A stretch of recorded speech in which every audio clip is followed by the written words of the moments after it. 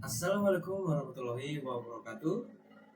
Shalom, Om Swastiastu, Namo Buddhaya, salam kebajikan.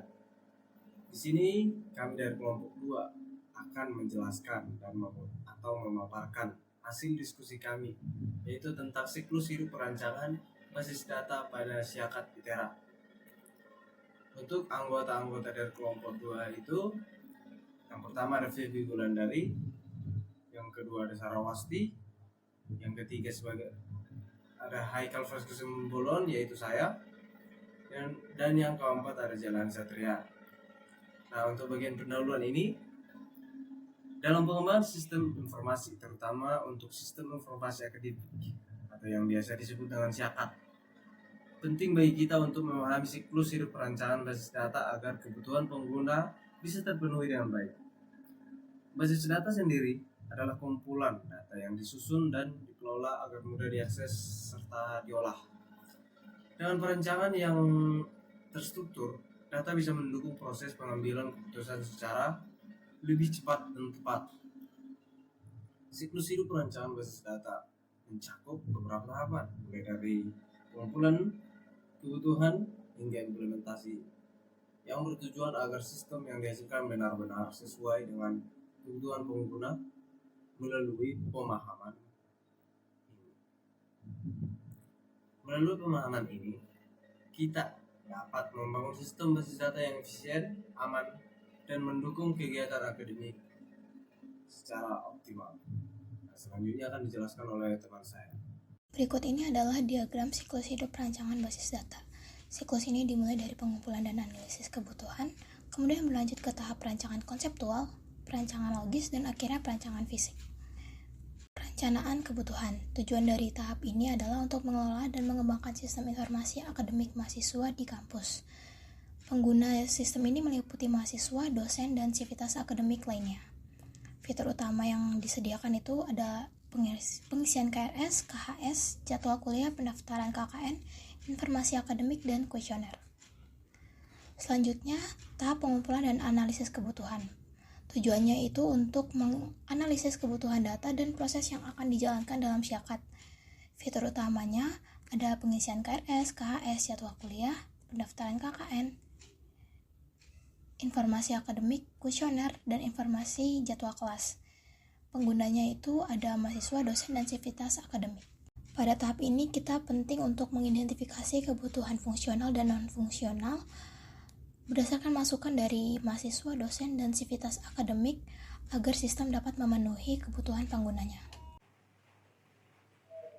Perkenalkan, nama saya Jalan Satria dengan NIM 123450111. Rancangan konseptual menentukan entitas utama dalam sistem seperti mahasiswa, dosen, mata kuliah, KRS, KHS, kelas, KKN, kalender akademik, dan kuesioner. Menentukan hubungan antar entitas, misalnya seperti mahasiswa mengisi KRS yang berisi mata kuliah, dosen mengajar mata kuliah dalam kelas, mahasiswa mendapatkan KHS setelah menyelesaikan semester. Lalu perancangan logis, itu mengubah entitas menjadi tabel dalam database dengan atribut dan primary key. Menentukan relasi antar tabel menggunakan foreign key. Contohnya seperti KRS memiliki name sebagai foreign key-nya, lalu ke tabel mahasiswa. Selanjutnya perancangan fisik, yaitu mengimplementasikan desain logis dalam DBMS seperti MySQL atau PostgreSQL.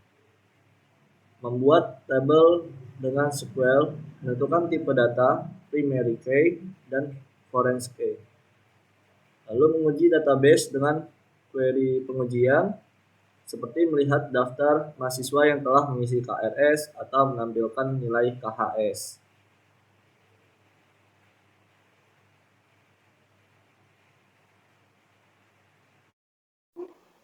Kemudian kita akan masuk ke dalam tahap implementasi, di mana di sini basis data dibangun sesuai dengan desain yang telah dibuat.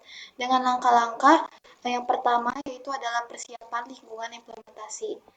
Dalam persiapan lingkungan implementasi ini terdapat penginstalasi DBMS atau Database Management System yang merupakan untuk mendukung basis data dari Siakat itu sendiri. Misalnya merupakan MySQL. Kemudian akan dilakukan persiapan server atau cloud environment yang akan digunakan untuk hosting basis data tadi. Kemudian akan dilakukan konfigurasi keamanan untuk mengatur hak akses atau user roles dan keamanan basis data dengan enkripsi atau firewall. Kemudian langkah yang kedua adalah pembuatan struktur basis data. Dalam struktur basis data ini akan diimplementasikan skema basis data yang telah dirancang dengan tabel relasi dan constraint menggunakan DDL atau Data Definition Language. Kemudian akan dibuat indeks dengan kolom yang sering digunakan.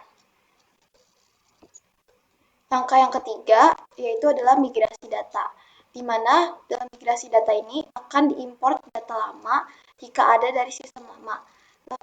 Untuk melakukan migrasi data dari basis data baru dengan menggunakan tools seperti extract, transform, dan load. Kemudian akan divalidasi datanya untuk memastikan data yang ditransmigrasikan sudah sesuai dan tidak ada duplikasi data ataupun kesalahan data. Kemudian langkah yang keempat merupakan pelatihan, di mana ini adalah merupakan pelatihan pengguna itu sendiri kepada admin maupun pengguna Siakat tentang cara penggunaan dan mengelola untuk menggunakan basis data tadi. Kemudian ada dokumentasi untuk dokumentasi teknis dan panduan pengguna untuk basis data Siakat. Tahap selanjutnya merupakan tahap pengujian di mana akan diuji fungsinya dan akan diuji performanya. Yang pertama merupakan pengujian fungsi untuk menguji fungsi-fungsi dalam fitur Siakat itu sendiri. Seperti untuk user akan menguji fungsi untuk mengecek jadwal kelas ataupun mengisi KHS atau KRS. Kemudian untuk dosen sendiri akan menguji fungsi dari fitur-fitur yang dilakukan oleh dosen seperti mengisi transkrip nilai maupun memvalidasi dari KRS mahasiswa tersebut. Kemudian akan diujikan error handling-nya yang merupakan untuk mengidentifikasi skenario error yang akan terjadi dalam Siakat tadi untuk menangani kesalahan yang mungkin terjadi selama operasi basis data, seperti input data yang tidak valid, kegagalan koneksi, ataupun pelanggaran constraint. Tujuan pengujian ini adalah untuk memastikan sistem dapat menangani kesalahan dengan baik dan memberikan respon yang sesuai. Tahap yang terakhir merupakan tahap pemeliharaan. Tahap pemeliharaan sendiri seperti untuk memperbaiki bug atau kesalahan yang ditemukan. Dalam Siakat sendiri akan dipastikan sistem tetap berjalan dengan baik dan efisien seiring berjalannya waktu. Pemeliharaan basis data akan melibatkan berbagai aktivitas, misalnya perbaikan bug. Perbaikan bug sendiri dapat terjadi karena berbagai alasan seperti kesalahan logika. Tujuan perbaikan bug ini untuk memastikan basis data berfungsi sesuai dengan yang diharapkan. Kemudian akan dilakukan identifikasi bug itu sendiri dengan dilakukan analisis penyebab dari bug itu sendiri. Kemudian akan dilakukan penyesuaian struktur basis data.